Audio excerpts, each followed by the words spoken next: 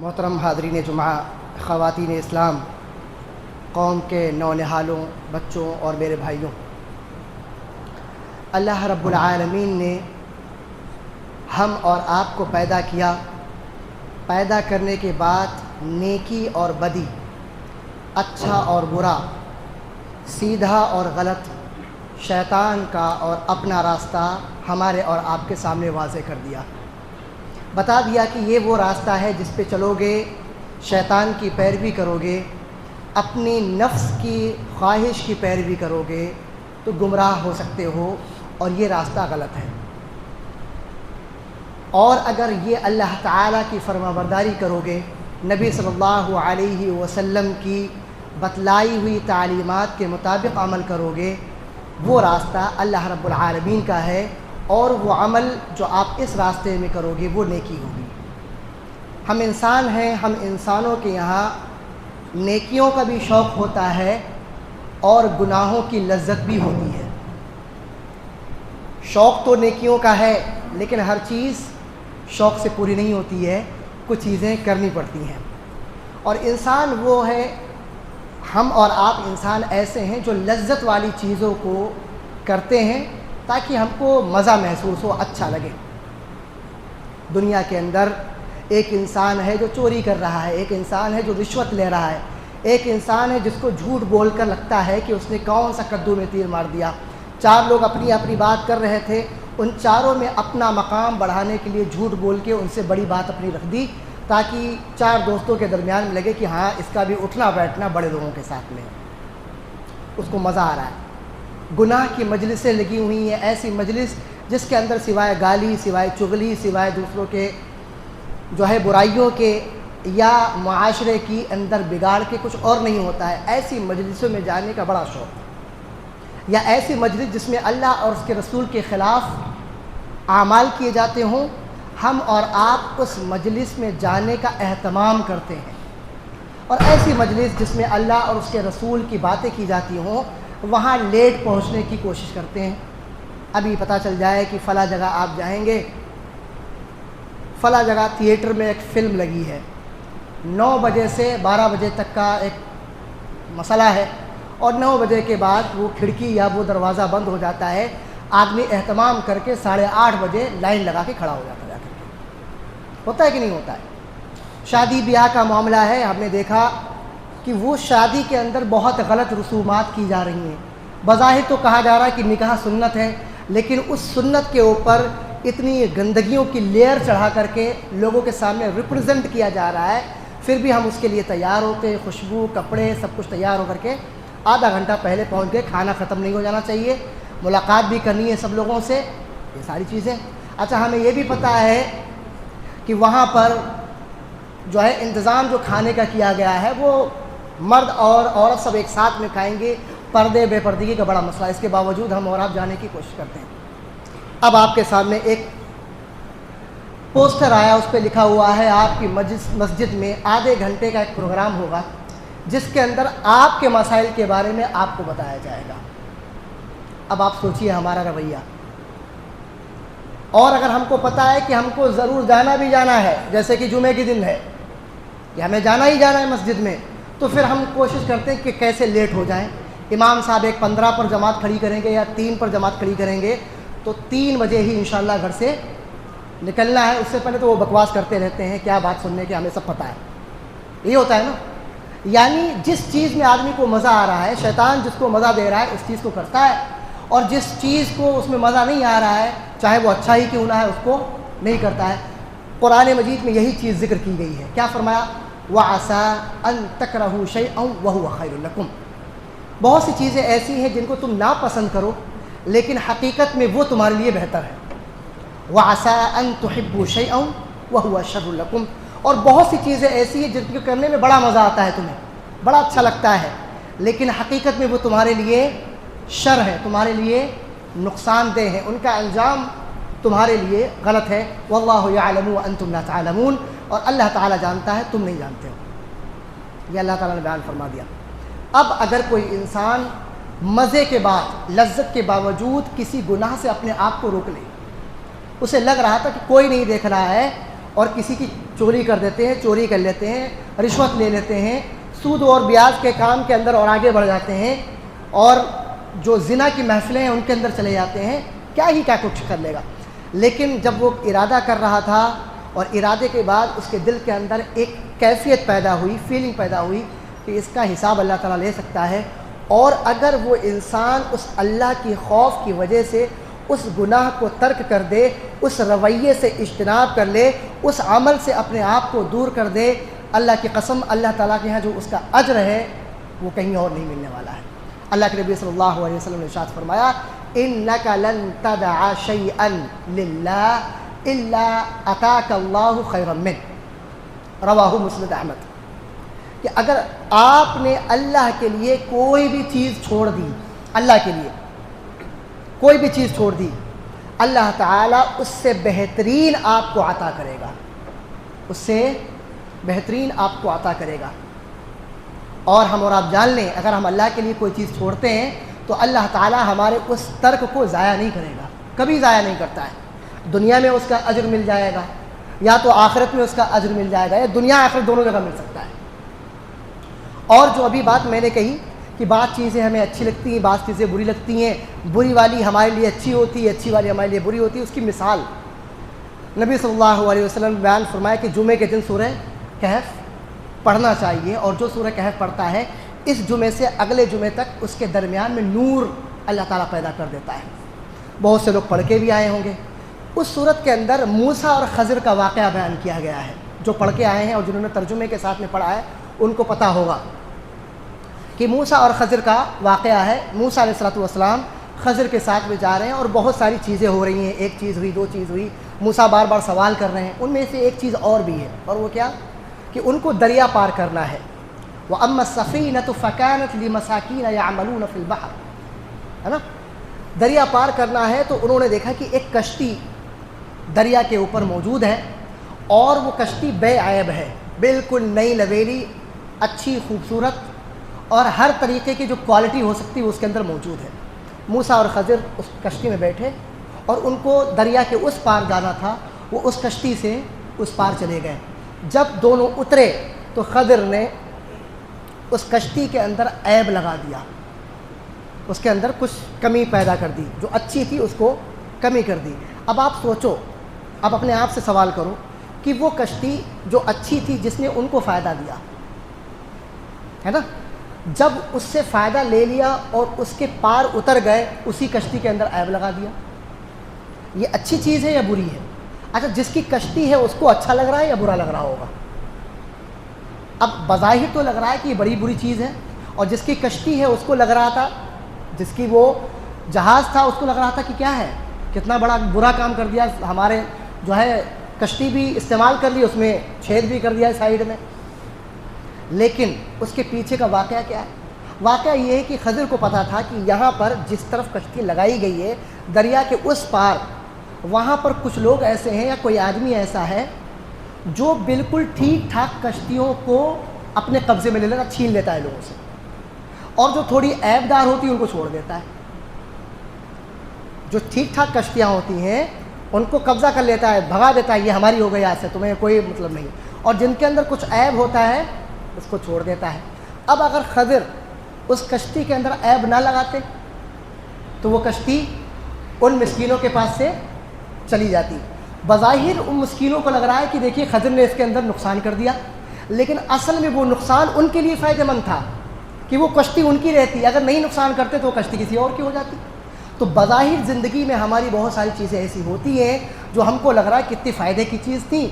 اور اب نقصان ہو گیا ہے، اب کتنا بڑا نقصان ہو گیا ہے، فرسٹریشن میں چلے گئے، انگزائٹی میں چلے گئے، اللہ سے دور ہو گئے، لوگوں سے قطع تعلقی کر دی۔ لیکن ہم اور آپ جانتے ہیں واللہ یعلم وانتم لا تعلمون، اللہ تعالیٰ انجام کو جانتا ہے، ہم اور آپ نہیں جانتے ہیں۔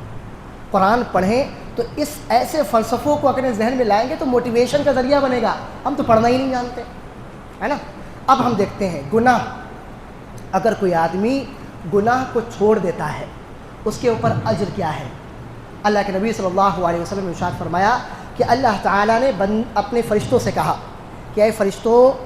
جب میرا بندہ اذا اراد عبدی، جب میرا بندہ ارادہ کرے سیئۃً کسی برے عمل کا، صرف ارادہ کیا اس نے کہ کوئی غلط کام کرنا ہے،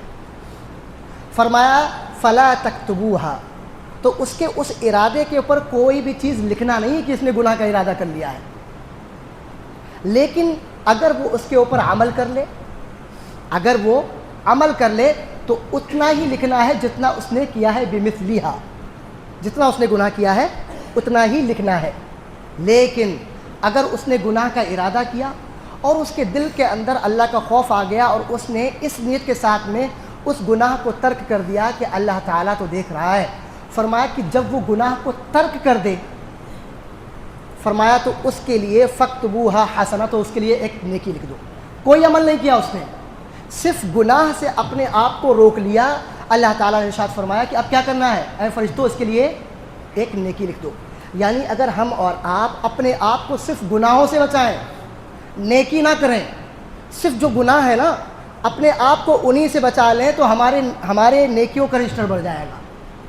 کوئی عمل نہیں کرنا ہے آپ کو، بس آپ اپنے آپ کو گناہوں سے بچاتے رہیں۔ شراب نہیں پینی ہے، سگریٹ نہیں پینی ہے، چغلی نہیں کرنی ہے، جھوٹ نہیں بولنا ہے، رشوت نہیں لینی، کسی کی غیبت نہیں کرنی ہے، چغلی نہیں کرنی ہے، اور اسی طریقے سے کسی کا مال غصب نہیں کرنا ہے، سب کی عزت کرنی ہے، والدین کی خدمت کرنی ہے، بیوی کے حقوق کو ادا کرنا ہے، بچوں کی صحیح تربیت کرنا ہے، نمازوں کی پابندی ہے، اور نہ جانے کتنی جو غلط کام ہے صرف اپنے آپ کو ہم روک لیں، اللہ تعالیٰ اس کے اوپر بھی اجر دینے والا ہے۔ اسی طریقے سے اگر ہم اور آپ، غصہ بہت آتا ہے ہم اور آپ کو، اور معاشرے کی اکثر برائیاں غصے کی وجہ سے ہیں، برابر کا ہوا تو لڑائی جھگڑا ہو جائے گا، ہم سے مضبوط ہے تو اس کی غیبتیں چغلی ہو جائیں گی، یہی ہوتا ہے نا، ہمارے برابر کا ہوا تو ہو گیا کام، اور ہم سے مضبوط ہے پیسے میں، طاقت میں، یا کسی چیز میں، تو سامنے تو نہیں بولا لیکن اب ہم نے ایک عہد کیا ہے اس کی زندگی جو ہے اجیرن کر دیں گے، اتنی برائیاں اس کی کریں گے، پورے معاشرے کے اندر اس کی برائی، یہی ہوتا ہے۔ اللہ کے نبی صلی اللہ علیہ وسلم نے ارشاد فرمایا کہ اگر کوئی انسان طاقت کے باوجود، طاقت تھی، قدرت تھی کہ وہ اپنے غصے کو کسی کے اوپر ظاہر کر سکتا تھا، ایسا نہیں تھا کہ پہلوان تھا، اب کیا ہوا، کسی سے مسئلہ ہوا، وہ پہلوان تھا، اس کے بعد کہنے چلو اللہ کے لیے چھوڑ دیا ہے، اور اگر کوئی غریب آ گیا اس کو مار دیا، تو اس کو چھوڑنا تھوڑی نہ کہتے ہیں۔ آپ کے اوپر طاقت تھی کہ آپ اپنے غصے کو ظاہر کر سکتے تھے، اس کے باوجود آپ نے اللہ کی رضا کے لیے اس غصے پہ کنٹرول کر لیا، اللہ تعالیٰ نے اس کا اجر کیا رکھا ہے، اس کا اجر یہ ہے کہ اللہ تعالیٰ قیامت کے دن اس کے تمام مخلوق کے سامنے اس کو بلائے گا اور کہے گا جنت کی حوروں میں سے جس حور سے چاہو آپ کا نکاح کر دیا جائے، یعنی غصے کے کنٹرول کے اوپر جنت کی خوشخبری انڈائریکٹ طور پر، کتنی بڑی چیز ہے یہ، ہے نا۔ اسی طریقے سے ایک چیز اور ہے جو ہمارے معاشرے میں عام ہو چکی ہے، اور وہ کیا ہے، وہ ہے نشہ آور اشیاء کا استعمال۔ یہ پہچان بنتی جا رہی ہے ہمارے یہاں۔ پہلے ہماری مسلم معاشرے میں شراب کا نام لینا لوگ گناہ تصور کرتے تھے، اور بہت ساری ریومرز بھی ہوتے تھے کہ اگر آپ نے نام لے لیا تو یہ ہو جائے گا، 40 دن ایسا ہو جائے گا، وہ ہو جائے گا، ایسا ہوتا تھا۔ لیکن آج آپ ہر 10 میں سے، بہت اچھی سوسائٹی ہے، بہت دینی ماحول ہے، تو 10 میں سے 3، ورنہ 10 میں سے ہاف سے زیادہ لوگ نشے کے اندر لگے ہوئے ہیں۔ چھوٹا نشہ، بڑا نشہ، سوکھا نشہ، گیلا نشہ۔ ایڈکشن صرف نشے کا نہیں ہے تو کسی اور چیز کا نشہ، چائے کا نشہ، کوئی بات، کسی کا انتقال ہو گیا، چائے لاؤ، خوشی ہو جو ہے چائے لاؤ، آ گیا چائے لاؤ، چلا گیا چائے لاؤ، رات کے 3 بجے چائے کی دکانیں کھلی ہیں مسلم معاشرے کے اندر، ہو رہا ہے نا۔ اللہ کے نبی صلی اللہ علیہ وسلم نے فرمایا کہ من یسرہ، جو یہ چاہتا ہو کہ اللہ تعالیٰ جو اس چیز سے خوش ہونا چاہتا ہو کہ قیامت کے دن اللہ تعالیٰ اس کو جنت کی شراب دے، تو اس کو چاہیے کہ دنیا کے اندر کی وہ شراب کو چھوڑ دے،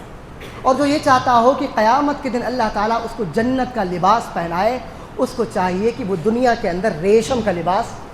چھوڑ دے۔ یعنی شراب دنیاوی طور پر بھی ہمارے لیے نقصان دہ ہے بھائی، جو ہیلتھ کانشیس لوگ ہوتے ہیں وہ ان تمام چیزوں سے دور رہتے ہیں، اور جن کو پرواہ ہی نہیں ہے تو وہ تو کرتے ہی رہیں گے، کیا کرو گے آپ ان کے لیے۔ اگر دنیا کے اندر بھی آپ کا فائدہ نشہ چھوڑنے سے، اور قیامت کے دن بھی آپ کا فائدہ ہی فائدہ ہے، اس کے باوجود ڈبل فائدہ، اس کے باوجود ہم اس کے اوپر عمل کرنے کے لیے تیار نہیں ہوتے۔ اسی طریقے سے ایک چیز اور، ایسے تو بہت ساری لسٹ ہیں. ایک چیز اور وہ کیا؟ ہم اپنے دل کے اندر معاف کرنے والا دل پیدا کریں. ہم کوئی گناہ کرتے ہیں اور ہم کو لگتا ہے کہ گناہ ہو گیا ہے, تو ہم اللہ تعالیٰ سے امید کیا کرتے ہیں؟ کیا امید کرتے ہیں اللہ تعالیٰ سے؟ کہ اللہ تعالیٰ معاف کر دے. اللہ تعالیٰ سے امید کرتے ہیں اللہ تعالیٰ معاف کر دے گا, لیکن ہم بندے ہو کر کے کسی کی غلطی کو معاف کرنے کے لیے تیار نہیں ہیں. ہو سکتا ہے کہ آپ حق پر ہوں, سامنے والے نے آپ کی عزت کے اوپر کیچڑ اچھالا ہو سکتا ہے کہ آپ بالکل صحیح جگہ ہوں اپنی جگہ اور آپ کو پورا حق حاصل ہے, لیکن اس کے باوجود اگر آپ کے دل کے اندر معافی کا ملکہ پیدا ہو جائے. اسی طریقے سے دنیا کے اندر اللہ تعالیٰ اگر کوئی چیز کسی سے چھین لے, اللہ تعالیٰ نے ارشاد فرمایا کہ اگر کوئی بندہ اس بندے کی کوئی چیز میں چھین لیتا ہوں اور وہ اس کے اوپر صبر کر لیتا ہے تو اس کا اجر سوائے جنت کے کچھ بھی نہیں ہے. اب اس کا بدلہ کیسے ملتا ہے, اس کے اوپر ہم اور آپ دیکھ لیں. بدلہ کیسے ملتا ہے یہ ہم اور آپ دیکھ لیں. بدلہ کبھی کبھار دنیا میں مل جاتا ہے, کبھی دنیا میں بھی ملتا ہے, آخرت میں بھی ملتا ہے, اور تبھی آخرت میں مل جاتا ہے. امام ابن القیم رحمہ اللہ بیان فرماتے ہیں اپنی کتاب الفوائد کے اندر, کیا بیان فرماتے ہیں کہ جو یہ بات کہی جاتی ہے نا کہ اللہ تعالیٰ کے لیے اگر کسی چیز کو چھوڑ دیا جائے تو اللہ تعالیٰ اس کو بہترین بدلہ دیتا ہے, اس بدلے کی کئی قسمیں ہو سکتی ہیں, کئی صورتیں ہو سکتی ہیں, اور اس کی سب سے اعلیٰ بدلہ جو ہو سکتا ہے, سب سے بہترین صورت یہ ہو سکتی ہے, اور یہ ہے کہ اللہ تعالیٰ سے ایک بندہ قریب ہو جاتا ہے. آپ کر رہے ہیں, اللہ تعالیٰ آپ کو قریب کر لے رہا ہے, اس کی محبت آپ کو عطا ہو جا رہی ہے, اس کی انس آپ کو عطا ہو جا رہی ہے, آپ کو نیکیوں کے اوپر جذبہ پیدا ہو رہا ہے. اس سے بڑا بدلہ کیا ہو سکتا ہے ایک بندے مومن کے لیے کہ ایک بندے کو اللہ تعالیٰ اپنے قریب کر لے,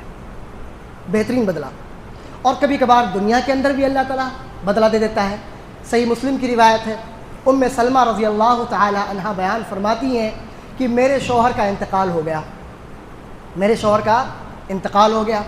میں نے رسول اللہ صلی اللہ علیہ وسلم کی ایک حدیث سنی تھی, اور وہ حدیث کیا تھی کہ جب کسی بندے کے اوپر کوئی مصیبت آئے اس مصیبت پہ وہ صبر کرے اور اس مصیبت کے وقت وہ پڑھے انا للہ و انا الیہ راجعون اللہم اجرنی فی مصیبتی واخلف لی, یا دوسری روایت میں آتا ہے واخلف لی خیرا منہا, تو اللہ تعالیٰ اس کو بہترین اجر دیتا ہے. تو جب میرے شوہر کا انتقال ہوا تو میں نے صبر کیا اور یہ دعا پڑھی, تو اللہ تعالیٰ نے میرے شوہر کے انتقال کے بعد مجھے ایک ایسا شوہر عنایت کیا جو دنیا کے اندر تمام انسانوں میں سب سے بہتر تھا. ام سلمہ رضی اللہ تعالی عنہا کا نکاح اس کے بعد نبی صلی اللہ علیہ وسلم سے ہوا, یہ نبی صلی اللہ علیہ وسلم کی بیوی بنی. وہ خود بیان فرماتی ہے, صحیح مسلم کی روایت ہے. تو اگر ہم اور آپ کے پاس کوئی مصیبت آئے, کوئی مشکل آئے, کوئی نقصان ہو جائے, ہم اس پہ صبر کریں اور یہ سوچیں کہ اللہ تعالیٰ نے اگر ہمارے لیے کیا ہے یہ تو کچھ بہتر سوچ کے ہی کیا ہوگا. ظاہری چیزوں میں ہم کو لگ رہا ہے کہ ہمارے لیے نقصان دہ ہے, لیکن انجام اس کا وہی کشتی کی طرح بہتر ہی ہوگا, اور اللہ تعالیٰ ہمارے اس عمل کو ضائع نہیں کرے گا. اور اس کے بعد یہ ہم دعا پڑھتے ہیں انا للہ و انا الیہ راجعون, تو یاد ہی ہے اور آپ کو, بس آگے کا حصہ اور یاد کر لیں, اللہم اجرنی فی مصیبتی واخلف لی یا واخلف لی خیرا منہا, اور اس کو اپنی زندگیوں کے اندر لائیں اور پھر ہم دیکھیں کہ ہماری زندگیوں کے اندر تبدیلی کیسے پیدا ہوتی ہے. تو مجھے امید ہے کہ انشاءاللہ کہ ہم تمام کے تمام لوگ جو ہمارے پر مصیبتیں آئیں گی, مشکلیں آئیں گی, ان کے اوپر صبر کی کوشش کریں گے اور سوچیں گے کہ اللہ تعالیٰ نے اگر کیا ہے کچھ سوچ کے ہی کیا ہوگا. اللہ تعالیٰ کبھی ہمارے اور آپ کے لیے برا نہیں سوچتا, ہمارے اور آپ کے لیے بہتر ہی سوچتا ہے. اللہ تعالیٰ ہم تمام کے تمام لوگوں کو اس پر صبر کی توفیق عطا فرمائے. سبحان ربک رب العزة عما یصفون وسلام علی المرسلین والحمد للہ رب العالمین. السلام علیکم و رحمۃ اللہ.